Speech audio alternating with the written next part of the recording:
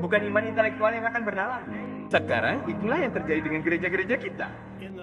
Pada akhir tahun 1940-an, sahabat karib Billy Graham, mentor dan salah satu pendiri Youth for Christ, penginjil Charles Templeton, yang berkhotbah kepada ratusan ribu orang mulai diganggu oleh keraguan tentang Alkitab dan akhirnya meninggalkan iman menjadi seorang ateis agnostik. Tuan Templeton tidak dapat menerima firman Tuhan dan sekadar mempercayai firman itu dengan iman karena penalaran manusia dan sains yang bertentangan dengan firman itu. Jika Tuan Charles Templeton dapat duduk dalam satu pertemuan dengan saudara Branham, itu mungkin akan mengubahnya untuk melihat kuasa Yesus Kristus dalam demonstrasi yang dimanifestasikan di depan matanya sendiri. Jika dia mau mendengar ini, Saya mencoba berbicara tadi malam tentang penalaran.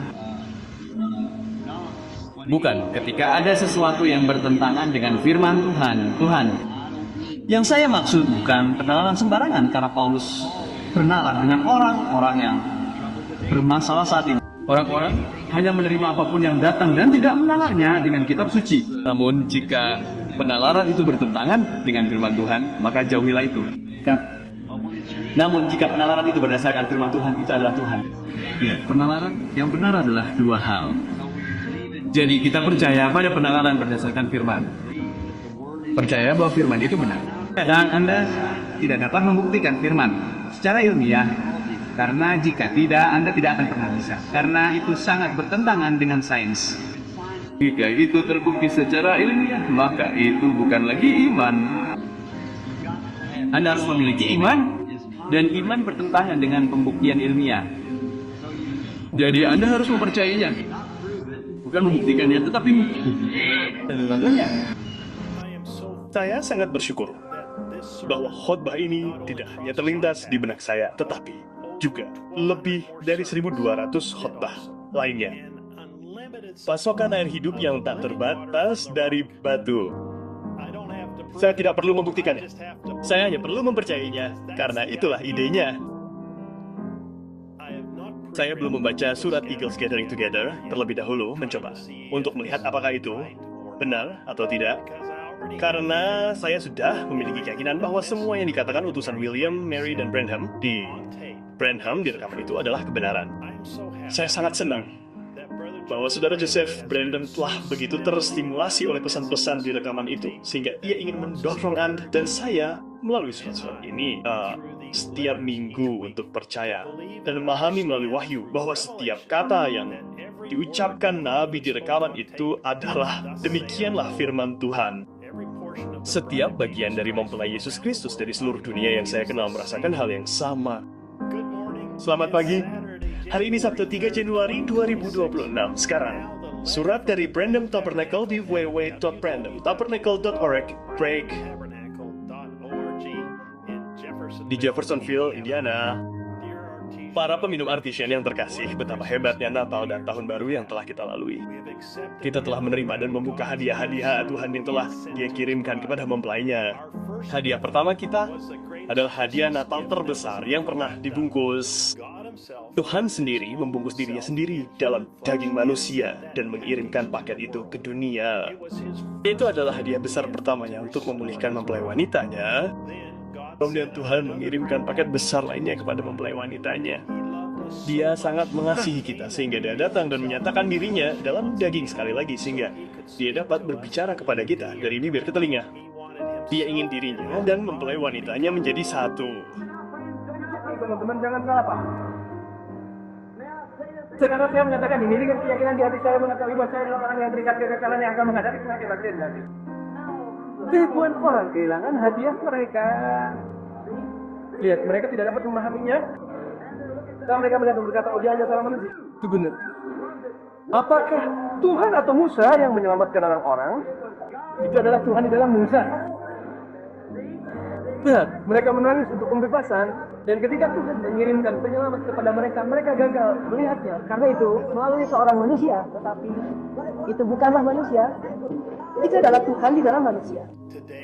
Hari ini, sekali lagi ribuan orang kehilangan karunia mereka dan berkata, kamu tidak perlu mendengarkan rekaman itu. Sekarang ada orang-orang terurap lainnya yang memang benar, tetapi mereka gagal untuk menyadari bahwa itu adalah satu-satunya suara yang dibenarkan oleh Tuhan yang berbicara. Demikianlah firman Tuhan melalui orang itu. Suara itu adalah firman tubuh Tuhan yang mutlak bagi hari ini. Ketika kita mendengarkan suaranya di rekaman itu, kita benar-benar minum dari sumber artikul Tuhan yang tidak perlu dipompa, tidak perlu ditarik, tidak perlu disambung, tidak perlu ditampung. Kita hanya percaya dan bersandar pada setiap kata yang diucapkan. Dengan mendengarkan suara di rekaman itu, menurut Yesus sendiri, kita memiliki bukti sejati Roh Kudus di zaman kita. Jadi, itulah bukti sejati Roh Kudus. Dia tidak pernah mengatakan sesuatu yang salah kepadaku. Bahwa bukti Roh Kudus adalah dia yang dapat mempercayai firmanan. Kamu dapat mendengarnya? Tuhan telah menyediakan bagi kita sumber yang dapat kita minum setiap menit, setiap hari. Itu selalu segar, bukan sesuatu yang tidak pasti, sesuatu yang terhenti. Itu adalah sumber airnya yang tak habis-habisnya dan mandiri. Anda hanya perlu menekan tombol putar. Berbicara tentang hadiah dari Tuhan. Dapatkah Anda bayangkan betapa hebatnya hadiah ini sebenarnya? Cukup dengan menekan tombol putar dan mendengarkan suaranya di kaset. Itu adalah satu-satunya suara di dunia. Anda tidak memerlukan penyaring atau apapun. Anda hanya perlu mendengarkan, percaya, dan mengatakan amin untuk setiap kata. Tuhan sendiri telah menyediakan jalan ini, satu-satunya jalannya untuk menerima hidup kekal. Dan yang lebih penting lagi, untuk menjadi mempelainya. Kita dapat bersandar di pangkuannya dan merawat kekuatan kita dengan mendengarkan sumber airnya. Suaranya El Shaddai berbicara kepada mempelainya. Tuhan. Semoga tahun ini menjadi tahun Dia datang untuk kita, mempelainya yang terkasih. Kita sedang menyaksikan dan menunggu dengan penuh antisipasi. Setiap hari sekarang, kita akan melihat orang-orang yang telah lama yang kita lihat muncul. Kita akan menyadari, dalam sekejap mata kita akan keluar dari sini, dipanggil untuk perjamuan pernikahan kita. Tuhan, saat kami melihat meja besar terbentang di sana untuk perjamuan itu, ribuan orang bermil-mil jauhnya saling memandang dari seberang meja para veteran yang terluka karena pertempuran.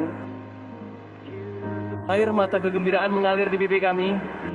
Sang Raja keluar dengan keindahannya, kekudusannya. Berjalan menyusuri meja dan memegang tangannya sendiri serta menyeka air mata dari matanya sambil berkata, "Jangan menangis lagi, semuanya sudah berakhir. Masuklah ke dalam sukacita Tuhan." Jerih payah di jalan akan terasa tidak berarti apa-apa, Bapak. Ketika kami sampai di ujung jalan, Datanglah dan minumlah dan minumlah dari sumber air yang disediakan Tuhan untuk hari ini bersama kita pada hari Minggu ini pukul 12 siang waktu Jeffersonville. Itu adalah satu-satunya tempat di mana Anda dapat benar-benar bersantai dan mengatakan amin untuk setiap kata yang Anda dengar. Itu adalah sumur buatan tangan yang disediakannya bagi mempelai wanita untuk minum. Saudara Joseph Brandon. Pesan 4076E, Broken Sisters. Kitab suci untuk dibaca sebelum mendengarkan pesan. Mazmur 36:9. Yeremia 2:12. Yohanes 3:16. Wahyu pasal 13. Sampai jumpa di lain waktu. Tuhan memberkati dan salam.